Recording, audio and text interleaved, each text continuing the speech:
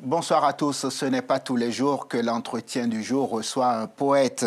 Basten Yannick Moubamba est l'auteur d'un recueil de poèmes, Fierté noire, paru aux éditions L'Armatan. Basten Moubamba, bonsoir. Oui, bonsoir, monsieur. Merci d'avoir accepté notre invitation. Ce recueil de poèmes dont je parlais dans l'introduction, Fierté noire, est-ce qu'on peut dire que c'est un hommage au père de la négritude africaine ? Oui, effectivement, c'est un hommage à Aimé Césaire, c'est un hommage à Léopold Sédar Senghor, c'est un hommage aux précurseurs même de la négritude que sont effectivement les poètes de la Renaissance de Harlem. Voilà. Donc, Aimé Césaire, Léopold Sédar Senghor ou encore Léon Gontran Damas, ce sont vos pères spirituels. Oui, père spirituel, père intellectuel, voilà, pas seulement, parce que je me reconnais également dans plusieurs auteurs qui ont véritablement participé à la construction de cet édifice intellectuel qu'est la négritude. Qu'est-ce que ces icônes de la négritude ont changé dans votre vie? Alors, c'est ma perception du monde. Ah, voilà. Expliquez-moi ça. Alors, c'est ma conception de la liberté. Parce que j'ai appris véritablement que la négritude n'est pas simplement, disons, un repli sur soi-même, mais c'est une expression, c'est une vision du monde. C'est une vision du monde fondée sur l'égalité de tous les hommes. C'est une vision du monde qui accorde le primat à la résistance de la dignité humaine face à l'oppression. Et tout dernièrement, d'ailleurs, ce qui m'a motivé à écrire ce recueil de poèmes-là, c'est bien parce que après qu'une ministre d'origine noire ait été, disons, agressée... Vous pensez à la garde des Sceaux? Oui, voilà. L'ancienne garde des Sceaux en France, Christiane Taubira? Voilà, effectivement. Je me suis révolté, non pas en tant que noir, mais en tant qu'humain. Parce que j'ai vu véritablement que Madame Taubira avait été renvoyée, disons, non pas dans son humanité, mais, disons, dans son animalité. Parce qu'elle avait été traitée, effectivement, voilà, de singe par des personnes malveillantes. Et c'est quelque chose qui vous a choqué? C'est une personne, oui, voilà, c'est une attitude qui m'a choqué. Et en tant que républicain, j'ai voulu prendre position pour défendre effectivement la dignité et la liberté. On va revenir à cela dans un instant. Est-ce que j'ai tort de dire qu'à travers ce recueil de poèmes, vous cherchez, vous vous interrogez sur vos origines? Oui, effectivement, c'est un retour aux sources. C'est un retour aux sources parce que c'est un retour à l'Afrique, à cette Afrique idéalisée qui a bercé mon enfance. Est-ce que vous comprenez ceux qui pensent que ressasser la traite négrière, par exemple, c'est refuser d'aller véritablement de l'avant? Alors, d'abord, le recueil poétique Fierté noire n'est pas fondé exclusivement sur la traite négrière. Par contre, c'est un retour aux origines de l'Afrique mythique et antique, tel que défendu effectivement par, disons, l'historien sénégalais Cheikh Anta Diop, dont on a célébré il y a quelque temps le 30e anniversaire de sa disparition. Et comme dans Nation, Nègre et Culture, j'ai voulu véritablement revenir à une mythologie africaine qui ne commence pas avec l'esclavage, mais qui est antérieure à l'esclavage. Depuis 10 minutes, je vous présente comme un poète, mais vous êtes aussi un homme qui est un homme très engagé dans la vie associative. Je ne me trompe pas, une vie militante de défense des droits de l'homme. Est-ce que, quelque part, j'allais dire, ce parcours a influencé l'écriture de ce livre dont on parle? Oui, effectivement, parce que je me suis découvert une nouvelle personnalité lorsque je suis arrivé en France il y a 8 ans. Parce que j'ai non seulement milité au sein de l'Union nationale des étudiants de France, dont j'ai été le secrétaire général de l'Assemblée générale étudiante de Perpignan. Ensuite, j'ai intégré SOS Racisme. SOS Racisme défend les valeurs de la République.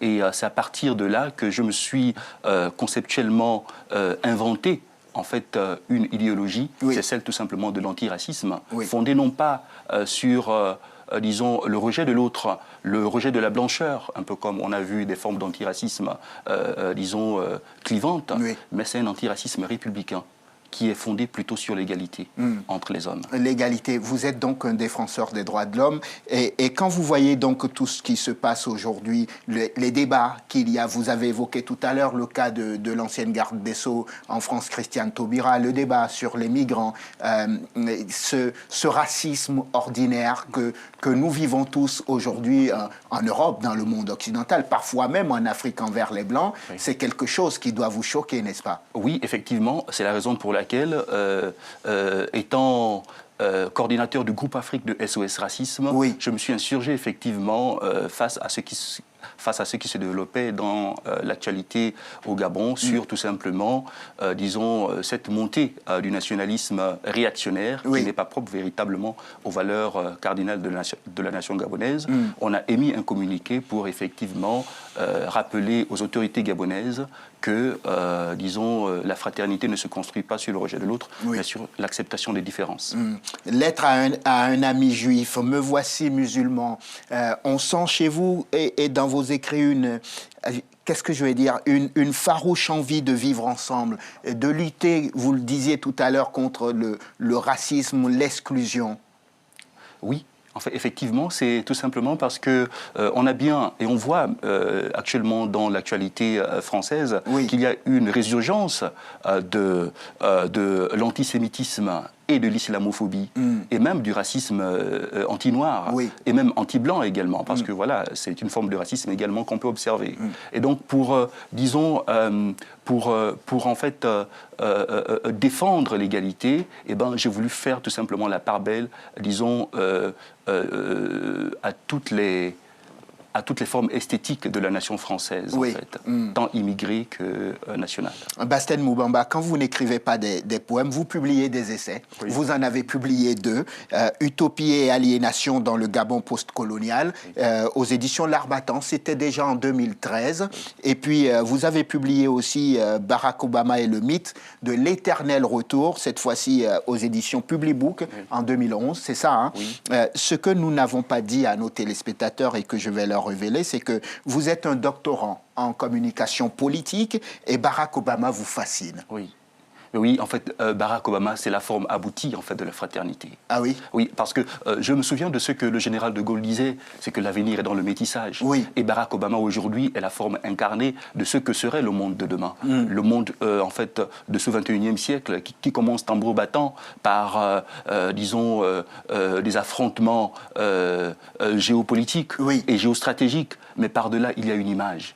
Et moi, ce qui m'a beaucoup marqué dans, disons, la vision de Barack Obama... Dans sa campagne de 2008. Dans sa campagne de 2008, c'est d'abord un événement planétaire. Barack Obama a été ovationné par tous les peuples, par toutes les nations. Et ce changement de vision du noir a été quand même été une grande avancée, non seulement pour les États-Unis, mais aussi pour le regard qu'on pouvait poser effectivement sur ce qu'est le noir. Je me souviens de ce que Cheikh Anta Diop disait à ce propos, c'est qu'il ne suffit pas d'être noir pour être un nègre. Donc, je pense effectivement qu'ici, en fait, le noir ne se définit pas simplement, disons, à la couleur de la peau, mais nous pouvons effectivement avoir, un peu comme des sociologues l'ont démontré, eh ben, des noirs sociologiques. Ça veut dire qu'on peut avoir des blancs, mais qui, sociologiquement parlant... sont profondément noirs. Sont profondément noirs. Et ce qui n'est pas péjoratif. Ce n'est pas péjoratif du tout. Quand vous regardez aujourd'hui les candidats à la succession de Barack Obama, est-ce qu'il y en a un qui s'en rapproche? Alors oui. En fait, oui, effectivement, c'est en fait Hillary Clinton. Pour moi, bon, voilà, j'ai quand même une sympathie pour Clinton, qui a été le premier président afro-américain, du fait tout simplement de sa politique d'ouverture et de soutien, disons, voilà. Vous parlez de Bill Clinton. Noire. Oui, je parle de Bill Clinton, oui.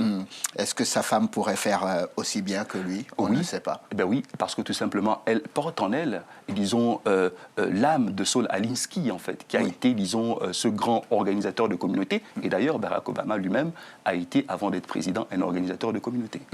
Juste une dernière question. Dans Utopie et aliénation dans le Gabon post-colonial, paru en 2013 aux éditions L'Harmattan, c'est ça?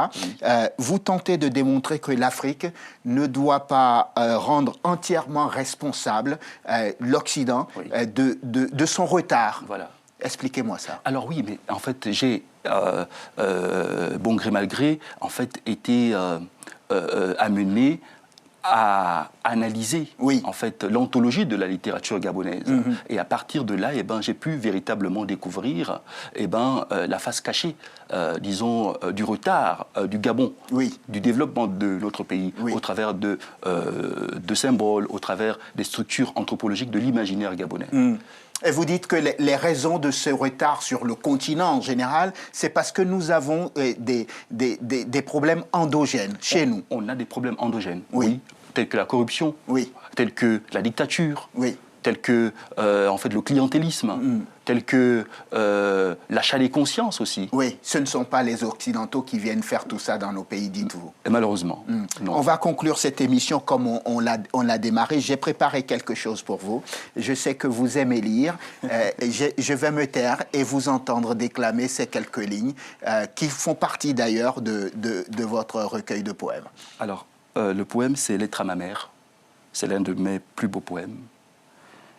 C'est un poème qui me parle vraiment parce que ma mère a été à l'origine de ce que je suis. Et dans nos cultures africaines, comme le rappelait mon père, il disait que les parents sont les dieux des enfants sur la terre. Et ici, c'est un poème qui exprime une relation quasi religieuse que j'entretiens avec cet être qui a fondé mon succès, qui a fondé ma réussite. Alors je vais vous lire le poème « Lettre à ma mère ». Je t'écris ces mots, mère, toi lavandière, au battoir de ma négritude. Femme prude, femme forte, j'ai bu à ton sein le lait de la fierté. À l'ombre du palmier, j'ai grandi. Dans l'ombre de la case, dans l'écho de la rivière, j'ai vu le reflet de ton image. Baume des premières amours, tu allumes le jour dans le creux de tes mains. Tu inspires le pilon au respire de ton chant. Le soleil suit la marche de tes pas et la cithare du poète s'évapore dans l'air du matin. Ô mère, je veux dormir sur ton étoile et m'éveiller sur la mousse de tes bras. Bastien Yannick Moubamba, merci. Merci, Monsieur Paris.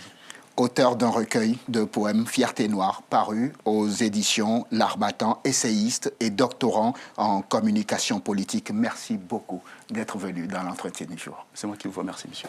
Merci à vous de nous avoir suivis. Je vous souhaite de passer une excellente suite de programmes, évidemment, sur Télé Sud. Bonsoir.